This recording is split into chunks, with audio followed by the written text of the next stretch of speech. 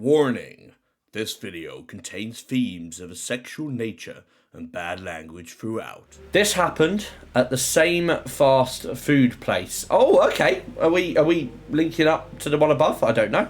I was working a closing shift one night, and there was a super drunk guy who had been sitting on the steps by the front door the whole time we were closing. Were you looking in a mirror?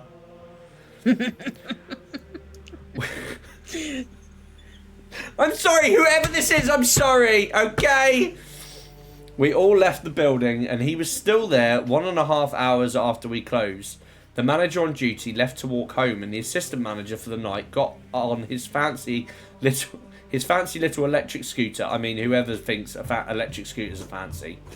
To go home, leaving me in the parking lot alone, except the drunk guy was still there. I got in my car, reversed to leave, and as I was changing gears, the drunk guy opened the passenger door and got in my car. No, don't do that.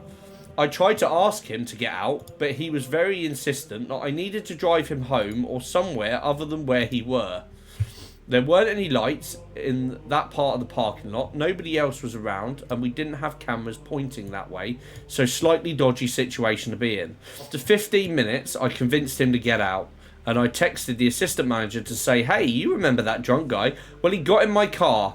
Both managers rushed back and started yelling at the guy, who was still there.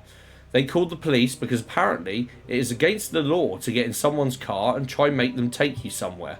The assistant manager then got me to go to his house where he once again offered to make the disgusting milk tea stuff from the last story, and I called my mother as she works with the police to let her know I'd be on the little board of calls the next day. The police gave the guy a stern warning and my work installed new cameras and lights along with making sure the managers didn't leave until everyone else had. But then it was a running joke that of course if it was going to happen, it would happen to me. I feel there's no sin for the individual. I feel the sin is the chap who's drunk and got himself into the car. Yeah. So, and he's a creepy arse prick. I think the sin more lies on the fact on the drunk guy, essentially. Yeah, it's definitely him.